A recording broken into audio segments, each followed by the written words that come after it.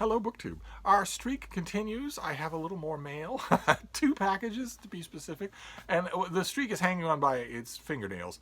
Those of you who don't know what I'm talking about, I assumed I'm a professional book reviewer, and I used to get tons of books in the mail every day from publishers, and they don't do that anymore. Obviously, they're not at their offices. There's no one at their shipping departments, so the mail has reduced to a trickle. Now I don't know if it'll ever go back, but we're holding on by a thumbnail today because although there are 2 packages, only one of them is a book. I think I know what the other one is.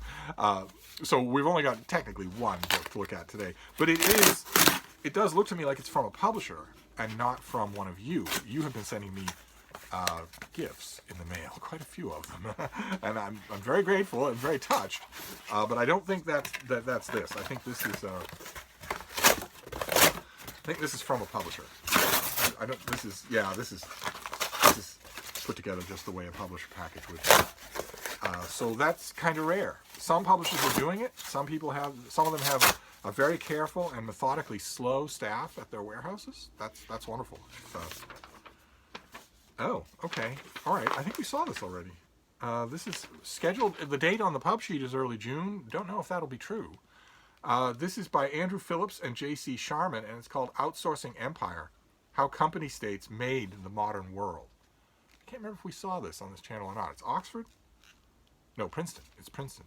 I've got a little bit of double vision when it comes to this sort of thing because I've already read this. I got a watermarked PDF from the publisher and I read it.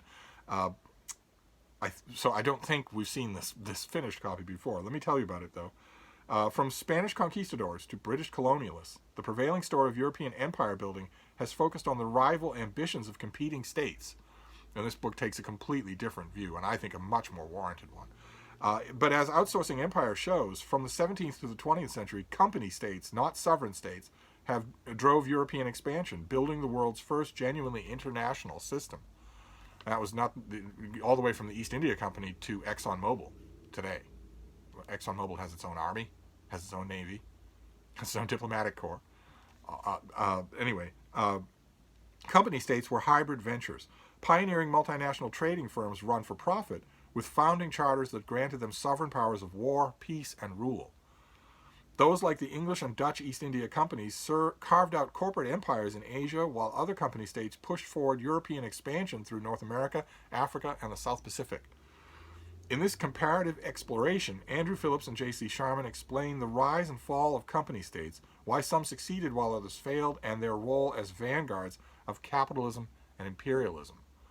I wish that it was longer when I was reading it. It's really well done. So very glad to have a finished copy. That is wonderful. I'll have to double check to see if the pub date is still true. Pub dates are slipping all over creation. Some a month being pushed a month forward, others being pushed all the way until the fall. No idea how that's going to pan out. I guess everybody's just hoping for the best. But anyway, this next package is not a book. In fact, I know what this is because it's as light as a feather. But I'm going to open it anyway because I'm desperate to talk about my mail on this channel. This is going to be Frida's frontline flea medication, which I will show to you because she doesn't particularly need it. It's been freezing cold here, so she doesn't particularly needed it. But if the weather ever changes, if it ever becomes warm, in Boston again. I myself don't personally believe anymore that that's going to happen, but if it does, I want to be ready. And I was looking in the cupboards of the pantry the other day, and I noticed that we used her last dose of Frontline. So I'll show it to you because I'm sure a lot of you have dogs and use this stuff, right? I mean, it's the only game in town for.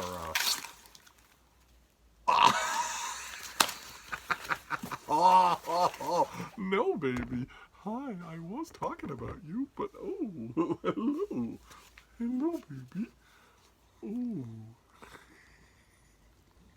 I was talking about you because of your flea medication.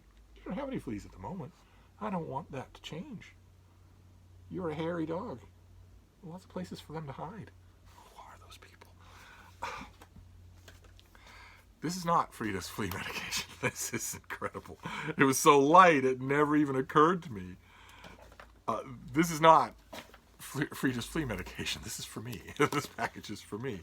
This is my Kindle Paperwhite. Wow, it's so light. It never occurred to me when I took this thing out of the mailbox. This is my Kindle Paperwhite. I put the question to all of you, what about dedicated e-ink e-readers, the kind where it's not the frenetic color activity of a tablet, that it's instead dedicated to reading like a book? And I asked you, do you use them? What do you think of them? That sort of thing. And I got an avalanche of response. I loved it. Absolutely loved it. An avalanche of response about how those of you who have ordered a Kindle Paperwhite, who have a Kindle Paperwhite, who've had one for years, love it to death. I heard from so many different people words along the lines of one of the best purchases I've ever made of any kind, not just an e-reader. I've heard many, many people have sent me emails telling me, this changed my reading. It changed the way I read. It has vastly improved my reading life. Because tablets they have all kinds of distractions, right? You've got all the apps there. So you would have a Kindle app on your tablet, sure, or a Barnes & Noble app or whatever. But you'd also have Instagram, Facebook, Twitter. And I heard from so many people telling me that even if you don't realize how distracted you are, and this removes them. And so many people saying I fell in love with reading all over again because I have a Paperwhite. People saying they're incredibly hardy. They have a charge that lasts for a long, long time. I heard from so many people saying, yeah, the Paperwhite that I got 7 years ago works just fine. I wouldn't think of replacing it. It works just fine. So I ordered one. I broke down and ordered one. I got the 10th generation Paperwhite, not because it's submersible. It's waterproof. You can submerge it in like 2 meters of water or a meter of water for up to an hour or something like that. It's either 2 meters of water for an hour or 1 meter of water for 2 hours. But despite the fact that it has a USB, a power cord opening on the bottom, that apparently must be partitioned because it doesn't affect the Kindle at all. You can, in other words, as Amazon has marketed it, you can read it in the tub without wearing it all. You can read it by the pool without wearing it all. If it falls in the water, it's not broken. It's still going to work just fine. But I didn't get it really for that. I got it because these things are all relatively cheap, and I figured, why not get the latest one? Even though all of you were telling me I don't need to worry about that, why not get the latest one? If it's all cheap anyway, why not get one that's not going to be outdated in 10 years? We shall see. So this is it. Wow, this is my Kindle Paperwhite. All right, let's take a look at it. We can't do a sexy unboxing because I don't have an overhead camera looking down at the table. So we're going to have to do this in a very primitive way. So this is the package that you get on the inside, the familiar Kindle logo of the child reading under a tree. Very, very minimal. That's all you get. There's nothing else. It's very minimal. So you get standard paperwork. So you have, what is this? That is a piece of paper telling you that you have another piece of paper. Maybe that was attached to this and just broke off. And then you have a very minimal multilingual instruction book. Very, very minimal. It's assumed that you already know the basics of how to work an e-reader. Although the Amazon Kindle Paperwhite has a number of quirks and features that you won't learn in this little booklet. If you're thinking of getting one, I've done a huge amount of looking at YouTube videos on these things. Of course, that's what YouTube's for. It's perfect for that. And some of those videos detail what some of those hidden features are. And they're amazing. You can take a screenshot on this thing. You can organize your library in 18 million different ways. That this is not going to tell you. It's not going to tell you anything about that. It's just assuming, I think correctly, that you will learn about those things from other sources. I certainly will. And then you have this, a standard USB port cord here. You'll notice there is no power adapter for the new Kindles. It's just assumed that you're going to charge this on your computer. It takes barely any power. So you connect this to a plugged-in computer and forget about it for a while. It charges to full capacity. And the idea, the thinking on Amazon's part is, why do we need to give you a power charging brick that goes along with this when you're hardly ever going to be charging it? Again, that makes perfect sense. It's weird when a company thinks this way. Ordinarily, they don't think this well. They're thinking, why load you down with instructions about tips and tricks when you're going to go online to learn those anyway? Why load you down with a separate power cord with a dedicated plug when this takes barely any time, barely any power to charge, and you hardly ever charge it? I agree with these decisions. They are intuitive, but I agree with them. And then we have the Kindle itself. Look at that. Wow. So let's take this out of its plastic. We'll avoid feeding the plastic to the schnauzer. She's very interested in the plastic. I don't know why I'm being so delicate with it. I guess because all the cool unboxing channels are delicate with everything. They take things apart very delicately. I don't know why I'm being delicate with this. I'm not going to return it. It was too cheap to return. So there, I took the plastic off it. This is my new Kindle Paperwhite. Wow, amazing. The 10th generation has it has the bezels here for holding on. They figured, don't make it, the current fad in smart screen technology is to have no bezels, have the screen extend on all sides. And I think Amazon's design figured out the reason why do that. If you're going to be holding it like this, you're going to want somewhere to hold it. But they did change it to be a flat screen. It used to be that the reading part was recessed from the frame, just a tiny, tiny bit. And that is not true in this case. It's completely flat. And a lot of the reviews that I saw of this online praised that change because it was easy for dirt and gunk and food and whatnot. I mean, this is a very durable machine, so you are encouraged to use it while you eat, to take it everywhere. And lots of people said, yeah, I'm forever scraping gunk out of those corners. It doesn't seem like a big deal. But why have it at all? Why have it be a deal at all? Why not just get rid of it? So this has a flat screen, has a kind of rubbery back to it that is probably going to pick up gunk, but it's very comfortable to the hand. I agree with some of the critics who pointed out something that I might not have noticed the first time, which is that the branding to have the word Kindle on the front is a little distracting in a device that is for reading. That is only for reading. Why have a word there? If you're going to brand it, why not put the Kindle somewhere else on the back? Maybe instead of putting Amazon, you could put Kindle in recessed letters like that on the back and have nothing on the front. But there are precious few other distractions. I don't know if you know anything about the Kindle Paperwhite, but it has nothing at all on any of its sides except the bottom. And the bottom has the charging power for this, where did it go? For this cord and the power button. And that's it. That's all there is on this thing. Clearly a design factor looking towards the day, not too far distant, when there will be nothing of that kind at all, when all charging will be wireless and the power will be vocal.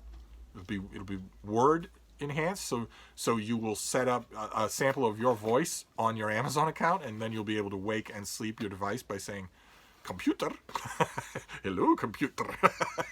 I'm sure that Amazon is looking forward to that day. Their designers are saying having any ports or gadgets at all on this defeats the purpose of its complete distraction-free simplicity. And a lot of other tech companies are as well. The idea is, that's why your headphone jacks went away on your iPhone, for instance. The idea is to go wireless so that the device is just a solid piece of technology without any ports at all. I know a lot of tech geeks that hate that, but this is my Kindle Paperwhite. Wow. I wonder if this has power. Let's give it a try. Let's press the power button. Look at that. I've got a green light. Can you make that out? When I press the power button, there's a green light there. See that? And I do have power. Look at that. It's already charged. Oh my. Okay, well, I have a lot of exploring to do. I have read a lot about this, but I have a lot of exploring to do. Interesting. Okay, yeah, this is at 64% power. This is just a brand new virgin Kindle Paperwhite. Okay, so I am going to need to sync this with my Amazon account and then start reading. That's the next thing. I absolutely love the form factor. I absolutely love it. You don't know about these things. You can watch a million reviews, but you don't know about it until you have it in your hand. And now that I have it in my hand, I absolutely love it. It's as light as a feather and really, really simple. Really, there are no distractions here. You just hold it like that. I agree with some of the critics who said that it's an odd place to put a power button. I mean, if you're going to hold it like this, your finger is virtually on the power button. And a lot of people making reviews of this thing complain that they're accidentally turning it off left, right, and center. The screen does not rotate. So you're stuck with it that way. And the obvious place to put it would have been at the top, where no one ever touches it. Instead, it's at the bottom. See, my instinct is is to rest it in the V of a finger, and that finger is very nearly pressing the power button. But I don't think that's going to be a worry. We shall see. I'll hold it like this. It's easier to clean because it's a flat screen. So what I need to do now that I know that I like the form factor, what I need to do now is the one last step. I need to see what the reading experience is like on this thing. Not just little bits, but long reading. I need to read a book on this thing. That will be my next thing. I will read a book on this thing. I think this has an automatic sleep function, so that if you're not using it for a while, it powers down to save power. I think that it does a whole bunch of other stuff, but if I remember correctly, from watching all of those review videos, it's a little funky about linking with your Amazon account. It doesn't do it automatically. I'm going to need to find the email address for my Amazon Kindle account and make sure that it knows about those books. That shouldn't be hard to do. Even for somebody as tech-averse as me, that shouldn't be hard to do. Oh my. Okay, well, this was a surprise. I have a Kindle Paperwhite now. All right, so all of you who have been emailing me and telling me all about your Kindle Paperwhite, look what you hath wrought. Now, so and don't let those stories stop. Keep telling me about your Paperwhite. Tell me about the tips and tricks that you know and all the different ways that you use it. People have been telling me about Calibre, a website, an app where you can organize your electronic book library. The reason why I got this thing, the main reason, is because publishers have, like I mentioned, there's nobody at their warehouses. There's nobody in their offices. So they have shifted almost exclusively to e-galleys. Getting something like this is a rarity. Now, I don't know if that's going to go back. I hope that it does. But in the meantime, I saw a couple of weeks ago that I have probably a very large amount of ebook reading in my future. I figured if that's true, and if all the world is telling me that ebook reading is so much better on one of these devices than on an iPad, then maybe I should get one of these devices there, especially if they're dirt cheap. So I did. So the next step here is to read a book on this thing. Then I will report back. Wow, all right, well, there you go. That's the mail. My Kindle Paperwhite, my new Kindle Paperwhite, and one book, Outsourcing Empire, which is a recommend. I can already recommend it, but maybe I'll reread it on this thing. Maybe. Okay, it's going to take a little bit of getting used to. I noticed that the power button, when you press the power button, it goes to your library. That will be my library once I sync this up. If you press the power button again, it goes back to just a standard wait screen. But I suppose I would have to press. Would I have to press and hold this to turn the device off? I don't know. Yeah, okay. You have to press and hold it to turn the device off. Otherwise, you're just going to leave it on. It's just going to sleep when you don't need it. That's going to take a little getting used to. But that's wow. Okay, a new piece of technology. Fantastic. I will watch a ton more videos. And give it a look-see. Tonight, I have some deadline work to do to clear off the plate, and then I will be free to play on my new Kindle Paperwhite. Wow. All right. So there you go. That is the mail for today. That turned out to be very bookish. The bean is going to have to wait for her flea drops. But I'm going to wrap this up for now. I'll be back, though. Thank you, BookTube.